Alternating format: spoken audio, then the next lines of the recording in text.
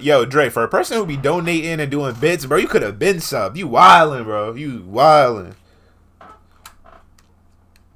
Alright, so we got SCP-2000 Deus Ex Machina. Well, this is definitely a movie, right? Or a game? I've seen this name before somewhere. But by the guys over there at the Infographics SCP team, like I said before, they be on it. They be grinding. They be uploading 2-3 times a week, going crazy. So shout them out. And yeah, bro. So let's see what he's talking about, bro. Let's see what he's talking about. Dr. Bergman was an accomplished senior researcher for the SCP Foundation. Her years of hard work studying anomalies and dedication to the Foundation had earned her a level 3. Bro, I hate that they make the mask literally just like they just put an image of it, and I don't know. Security clearance, allowing her to access a bevy of secret information across the Foundation's vast network. As a researcher and a scientist, Dr. Bergman was the naturally inquisitive type. She wanted to know everything there was to know about the strange and esoteric universe around her. That's why, when she heard about the file for SCP-2000, one of the organization's best-kept secrets, she was hooked. The only problem was that just to view the file, you had to be on the O5 Council or have a special subset of Level 4 clearance known as 4-2000. You don't have to have it as a monthly subscription. You could just sub one time. But anyways, let's go. Unfortunately, Dr. Bergman was only a level 3. But you know what they say. The forbidden fruit always tastes the sweetest. Dr. Bergman had given the Foundation years of service. What could the harm be in breaking the rules and getting a peek behind the curtain just this once?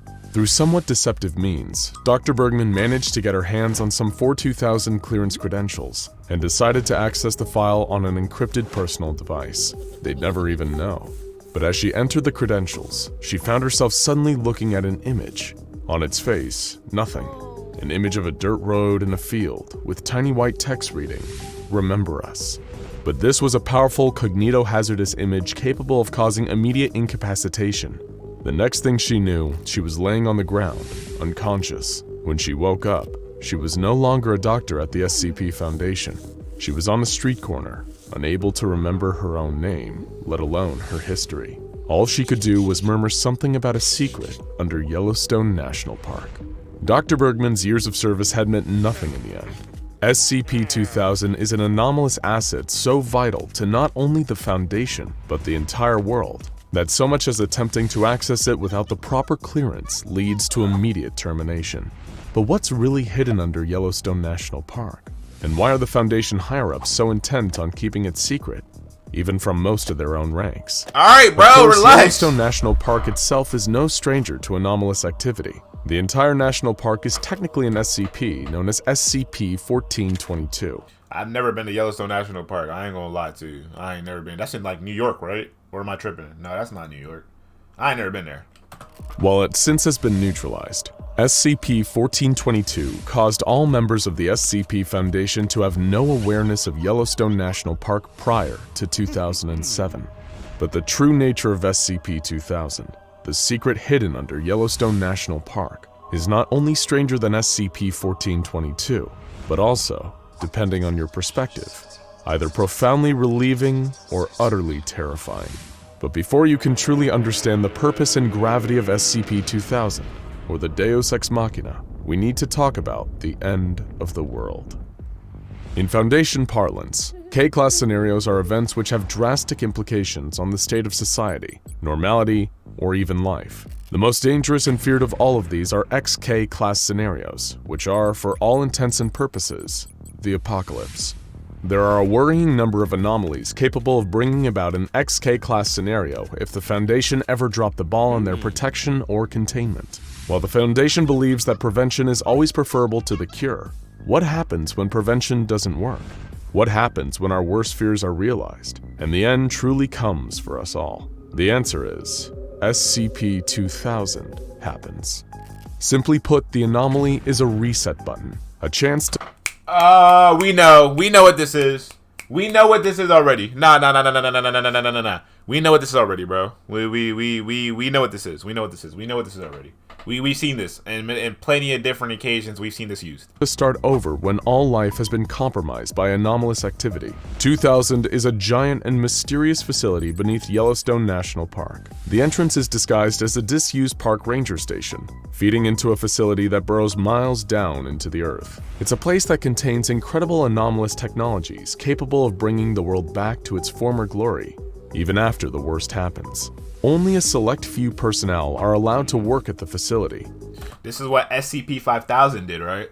This is what SCP-5000 went to? Keeping its machinery maintained in case the day comes where we ever need to use it again. These personnel He said again? Hello? There was already a SK class? are not allowed to come and go as they please, and their memories of 2000 are wiped if they're ever reassigned to different Foundation duties elsewhere. Why all the secrecy? SCP-2000 is the Foundation's and humanity's lifeboat, and as such, the base is well guarded both from potential human threats as well as anomalous activity and reality warpers. The surface-level entrance to the base is surrounded by a number of strategically placed Scranton Reality Anchors, or SRAs. These devices, largely constructed of corrosion-resistant beryllium-bronze alloy, keep certain type of reality-bending anomalies from manifesting their powers within the vicinity of the base. However, these are just the tip of the iceberg when it comes to the state-of-the-art Foundation technology employed within and around SCP-2000. You probably have a lot of questions, and that's understandable. What kind of technology can possibly reverse an apocalypse? And what did we mean when we said we may need to use it Hey, Mama Sherm. Yeah, that's funny. again? Well, listen up, because this is going to be a lot to take in. SCP-2000 is powered by a liquid fluoride thorium reactor, stabilized by 5 Xiank Anastasicos constant temporal sinks. How many times he had to practice to say that? I don't think I'm ever saying that in my lifetime. I'm not even going to attempt either. And host to the most miraculous technology of all, 500,000 bright Zartion hominoid replicators. Utilizing geothermal energy from the volcanic activity in the area, the base could potentially remain operational forever if Foundation staff kept up with maintenance. The grand majority of the space in this huge subterranean facility is taken up by building materials, construction equipment, factory machinery, agricultural equipment, and computer database storage. Why? Well, let's explain the process of the apocalypse and how it relates to the activities of SCP-2000. In any K-class or end-of-the-world scenario that doesn't destroy SCP-2000 in the process, any surviving Foundation member can enact Procedure CYA-009, while any Foundation facilities globally can monitor the unfolding situation.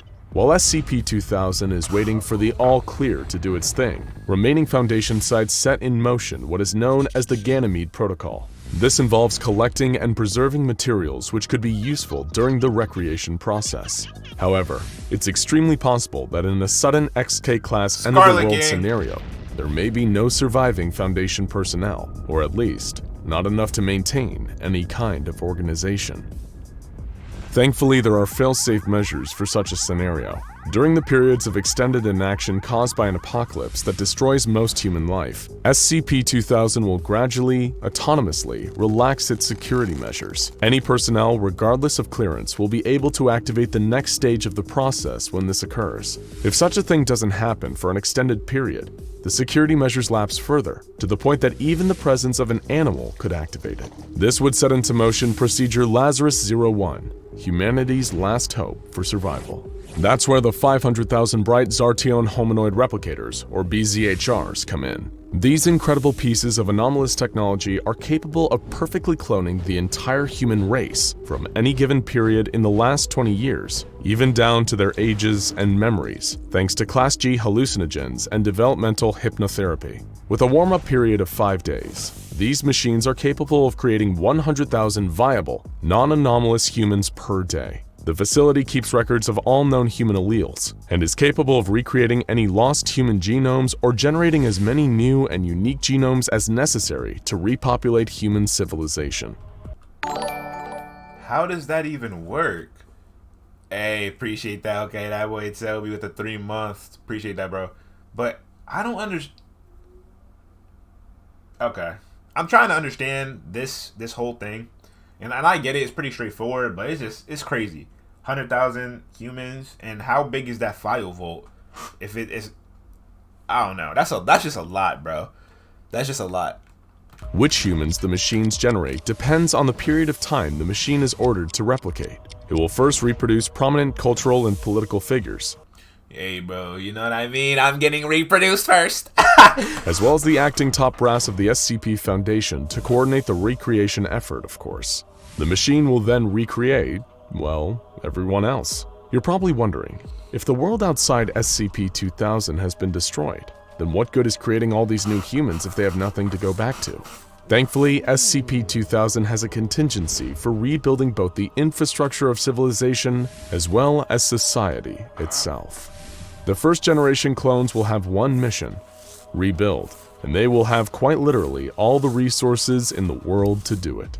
In addition to having all the physical equipment for buildings and agriculture, SCP-2000 stores an immense amount of data, which is appropriate, considering the whole facility is basically a huge backup drive for life itself. They have the entire internet backed up, as well as the sum of all human memory, and a wide cultural base with copies of thousands of famous works of art, music, and literature. They have all this. So they're gonna have that. They're gonna have that Playboy Cardi, whole lot of red. Okay, for sure. I'll be alright. Scattered jigsaw pieces of the time that came before, and it's their job to put the whole thing back together. It's expected that many of the first generation of clones will die in this process, but that's fine. With the BZHRs working at full capacity, anyone can be replicated. As the population increases and spreads across the globe, rebuilding and recolonizing old settlements, population growth will increase exponentially.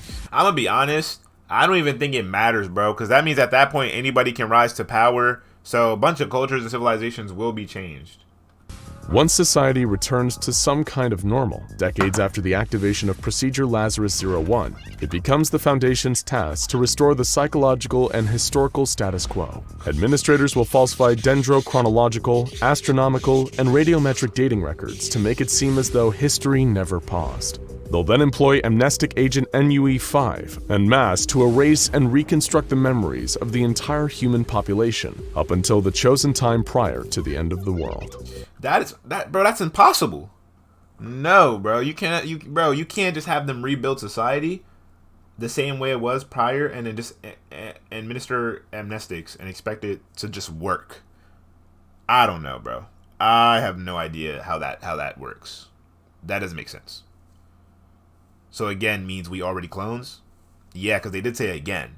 So they might have already enacted this procedure. Who knows, bro? Who knows? As far as civilization knows, nothing ever happened. History never stopped, and life goes on. It may seem comforting at first to know that the ultimate contingency is out there. Even if there's a containment breach of astronomical proportions and the world as we know it ends, there's still a way out. It means that there's hope, even in the bleakest situations. But of course, there are always caveats. After all, if a deal seems too good to be true, it's safe to assume it probably is. Whether any of this works is dependent on two factors. The first is that no anomalies or human insurgents infiltrate the SCP-2000 facility and destroy the equipment within. It's for this reason that discussion of the facility is so restrictive. If ever a powerful reality warper discovered and gained access to the facility, we would lose our lifeboat. The second factor is the overall integrity of the machines. After all, without proper maintenance, it's not hard for the technology to malfunction, often to truly horrifying results. The failure of some SRA and X-Ax components is believed to have caused erroneous BZHR activity, resulting in the production of 10 million humanoid entities with internal biology wildly inconsistent with humanity. These beings remained unconscious for 5 weeks before dying. In the event of an XK-class end-of-the-world scenario, well-maintained machines can reproduce the human race, but all it'd take is one little malfunction to release 10 million mutants who are effectively dead on arrival. Even with SCP-2000 in our back pocket, the fate of the world still lives on a knife's edge, but in a way that's not even the most frightening part of the existence of SCP-2000. Seeing as the machine can perfectly reproduce reality without leaving a trace behind, it raises the question, how many times has this happened? You may be surprised, but the Foundation can confirm this occurred at least twice in recorded history. But can you ever really be sure of how many times your clone has crawled out of the BZHR? We received a disturbing clue to the reality of the situation when human remains were discovered on site at SCP-2000. All tests indicate that the remains are between 450 and 700 years old, and have been matched to the very much alive Dr. Alto Clef, who has no knowledge of how these remains came to be there. The only other thing found within the remains was a note, hermetically sealed in a plastic document sleeve. The note read, "Why did we have to build this thing? When did we do it? How long have we been doing it? Do we even know?" And the answer? No, we don't. And for everyone's peace of mind, it's probably best to just forget about it, if you can. Now go check out SCP-096 The Shy Guy and SCP-087 The Stairwell for more strange and surprising stories from the SCP Foundation. Hey, bro, talk to me nice, bro. Talk to me nice. That was a banger, bro. That's 2 bangers in a row. That infographics dropped. 2 absolute bangers, bro. SCP-2000, absolutely incredible, bro. Shout out the infographics team, bro. They be that's tough. That's tough. It's been back-to-back bangers, bro. Especially the endings. Shout these out. You know, just go ahead and drop that W and keep it moving. Keep it moving.